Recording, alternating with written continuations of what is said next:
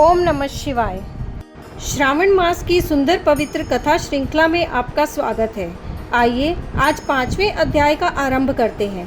स्वागत है आपका अपने चैनल एस्ट्रो नॉलेज में। आज हम सुनने जा रहे हैं श्रावण मास में किए जाने वाले विभिन्न व्रत अनुष्ठान और रविवार व्रत वर्णन में सुकर्मा द्विज की कथा। तो चलिए शुरू करते हैं। शिव बोले, हे सनत कुमार, करोड़ पार्थिव लिंगों के महात्म्य तथा पुण्य का वर्णन नहीं किया जा सकता। जब एकमात्र लिंग का महात्म्य नहीं कहा जा सकता तो फिर करोड़ लिंगों के विषय में कहना ही क्या। मनुष्य को चाहिए कि करोड़ लिंग निर्माण असमर्थता में 1 लाख लिंग बनाए या 1000 लिंग या 100 लिंग ही बनाए। यहाँ तक कि 1 लिंग बनाने से भी मेरी सन्निधि मिल जाती है।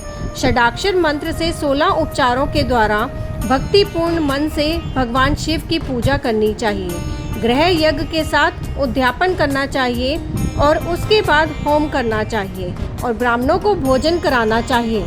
हे सनत कुमार, इस अनुष्ठान को करने वाले की अकाल मृत्यु नहीं होगी। यह व्रत बांझपन को दूर करने वाला, सभी विपत्तियों को नाश करने वाला तथा सभी संपत्तियों की वृद्धि करने वाला है। मृत्यु के पश्चात वह मनुष्य कल्प पर्यंत मेरे समीप कैलाशवास करता है। जो मनुष्य श्रावण मास में पंचामृत से शिवजी का अभिषेक करता है, वह सदा पंचामृत का पान करने वाला, गोधन से संपन्न, अत्यंत मधुर भाषण करने वाला तथा त्रिपुर के शत्रु भगवान शिव को प्रिय होता है। जो इस मास अन्नदान व्रत करने वाला तथा हविष्य अन्न ग्रहण करने वाला, वह व्रीहि आदि सभी प्रकार के धान्यों का अक्षय निधि स्वरूप हो जाता है।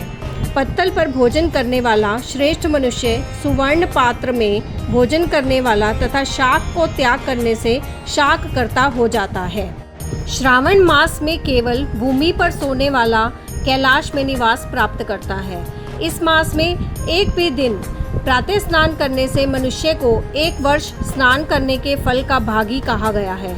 इस मास में जितेंद्रिय होने से इंद्रिय बल प्राप्त होता है। इस मास में स्फटिक, पाषाण, मृतिका, मरकतमणि, पिष्ट, धातु, चंदन, नवनीत आदि से निर्मित अथवा अन्य किसी भी शिवलिंग में, साथ ही किसी स्वयं आविर्भूत ना हुए लिंग में श्रेष्ठ पूजा करने वाला मनुष्य सैकड़ों ब्रह्म हत्या को भस्म कर डालता है।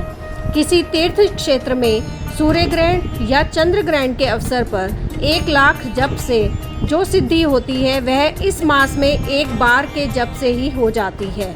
अन्य समय में जो 1000 नमस्कार प्रदक्षिणाएं की जाती हैं, उनका जो फल होता है वह इस मास में 1 बार करने से ही प्राप्त हो जाता है। मुझको प्रिय इस श्रावण मास में वेद पारायण करने से सभी वेद मंत्रों की पूर्ण रूप से सिद्धि हो जाती है। श्रद्धा युक्त होकर इस मास में 1000 बार पुरुष सूक्त का पाठ करना चाहिए अथवा कली युग में उसका 4 गुना पाठ करना चाहिए अथवा वर्ण संख्या का 100 गुना पाठ करना चाहिए अथवा वह करने से असमर्थ हो तो आलस्यहीन होकर मात्र 100 पाठ करने चाहिए। ऐसा करने वाला मनुष्य ब्रह्म हत्या आदि पापों से मुक्त हो जाता है, इसमें कोई संदेह नहीं है।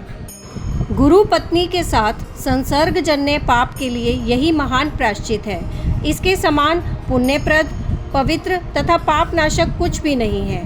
पुरुष सूक्त के जप के बिना इस मास में 1 भी दिन व्यतीत नहीं करना चाहिए। जो मनुष्य इस फल को अर्थवाद कहता है, वह नरकगामी होता है। इस महीने में समिधा, चारू, तिल और घृत से गृह यज्ञ होम करना चाहिए।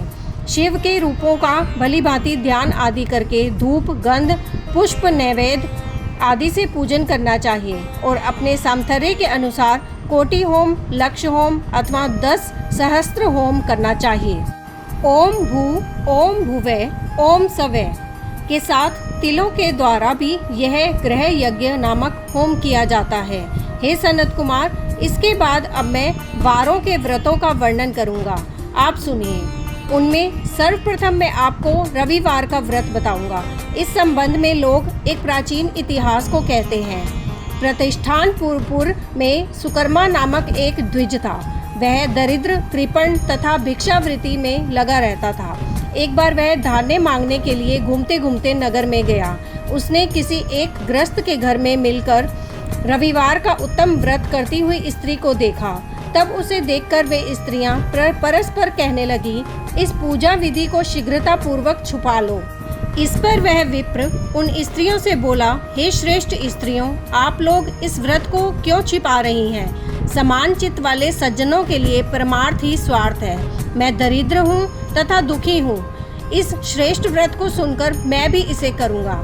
अतः आप लोग इस व्रत का विधान व फल अवश्य बताएं। स्त्रियां बोली, हे द्विज, इस व्रत के करने में आप उन्माद तथा प्रमाद करेंगे अथवा भूल जाएंगे अथवा इसके प्रति अभक्ति तथा अनास्था रखने लगेंगे। अतः आपको ये व्रत कैसे बताऊं? उनकी यह बात सुनकर उनमें जो एक प्रौढ़ा स्त्री थी वह उस ब्राह्मण से व्रत तथा व्रत की विधि बताने लगी। वह स्त्री बोली, हे ब्राह्मण, श्रावण मास के शुक्ल पक्ष के प्रथम रविवार को मौन होकर उठ करके शीतल जल से स्नान करें। उसके बाद अपना नित्य क्रम संपन्न करके पान के एक शुभ दल पर रक्त चंदन से सूर्य के समान पूर्ण गोलाकार 12 परिधियों वाला सुंदर मंडल बनाएं। उस मंडल में रक्त चंदन से संज्ञा रही सहित सूर्य का पूजन करें। उसके बाद घुटनों के बल भूमि पर झुककर 12 मंडलों पर अलग अलग रक्त चंदन तथा जपा कुसुम से मिश्रित अर्घ श्रद्धा भक्ति पूर्वक सूर्य को विधिवत प्रदान करें और लाल अक्षत जपा कुसुम तथा अन्य उपचारों से पूजन करें। उसके बाद मिश्री से युक्त नारिकेल के बीज का नैवेद्य अर्पित करके आदित्य मंत्रों से सूर्य की स्तुति करें तथा श्रेष्ठ द्वादश मंत्रों से 12 नमस्कार तथा प्रदक्षिणाएं करें। उसके बाद 6 तंतुओं से बनाए गए सूत्र में 6 ग्रंथियां बनाकर देवेश सूर्य को अर्पण करके उसे अपने गले में बांधें और पुनः 12 फलों से युक्त वायन ब्राह्मण को प्रदान करें। इस व्रत की विधि को किसी के सामने नहीं सुनाना चाहिए। हे विप्र, इस विधि से व्रत के किए जाने पर धनहीन व्यक्ति धन प्राप्त करता है, पुत्रहीन पुत्र प्राप्त करता है, कोढ़ी कोढ़ से मुक्त हो जाता है, बंधन में पड़ा व्यक्ति बंधन से छूट जाता है, रोगी व्यक्ति रोग से मुक्त हो जाता है। हे विपेंद्र, अधिक कहने से क्या प्रयोजन? साधक जिस जिस अभिष्ट की कामना करता है वह इस व्रत के प्रभाव से उसे मिल जाता है। इस प्रकार श्रावण के 4 रविवारों और कभी कभी 5 रविवारों में इस व्रत को करना चाहिए। इसके बाद व्रत की संपूर्णता के लिए उद्यापन करना चाहिए। हे विपेंद्र, आप भी इसी प्रकार करें, इससे आपकी सभी कामनाओं की सिद्धि हो जाएगी। उसके बाद उन पतिव्रताओं को नमस्कार करके वह ब्राह्मण अपने घर आ गया। उसने जैसा सुना था उसे विधि से उस संपूर्ण व्रत को किया और अपनी दोनों पुत्रियों को भी यह विधि सुनाई। उस व्रत के सुनाने मात्र से शिवजी के दर्शन से तथा उनके पूजन के प्रभाव से वे कन्याएं देवांगनाओं के सदस्य हो गई। उसी समय से उस ब्राह्मण के घर में लक्ष्मी ने प्रवेश किया और वह अनेकों उपायों तथा निमित्तों से धनवान हो गया। किसी दिन उस नगर के राजा ने ब्राह्मण के घर से होकर राजमार्ग से जाते समय खिड़की में खड़ी उन दोनों सुंदर कन्याओं को देख लिया। तीनों लोकों में कमल, चंद्रमा आदि जो भी सुंदर वस्तुएं हैं उन्हें वे दोनों कन्याएं अपने शरीर के अवयवों से तिरस्कृत कर रही हैं। उन्हें देखकर राजा मोहित हो गया और क्षण भर के लिए वहीं खड़े हो गए। ब्राह्मण को शीघ्र बुलाकर उन्होंने दोनों कन्याओं को मांग लिया। तब उस ब्राह्मण ने भी हर्षित होकर दोनों कन्याएं राजा को प्रदान कर दी। उस राजा को पति रूप में प्राप्त करके वे कन्याएं भी प्रसन्न हो गई।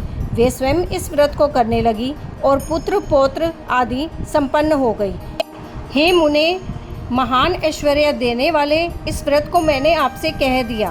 हे विधि नंदन, जिस व्रत के श्रवण मात्र से मनुष्य सभी मनोरथों को प्राप्त कर लेता है, उसके अनुष्ठान करने के फल का वर्णन कैसे किया जाए। इसी प्रकार श्री स्कंद पुराण के अंतर्गत ईश्वर सनत कुमार संवाद में श्रावण मास महात्म्य में प्रकीर्णक नाना व्रत, रविवार व्रत आदि कथन नामक 5वां अध्याय पूर्ण हुआ।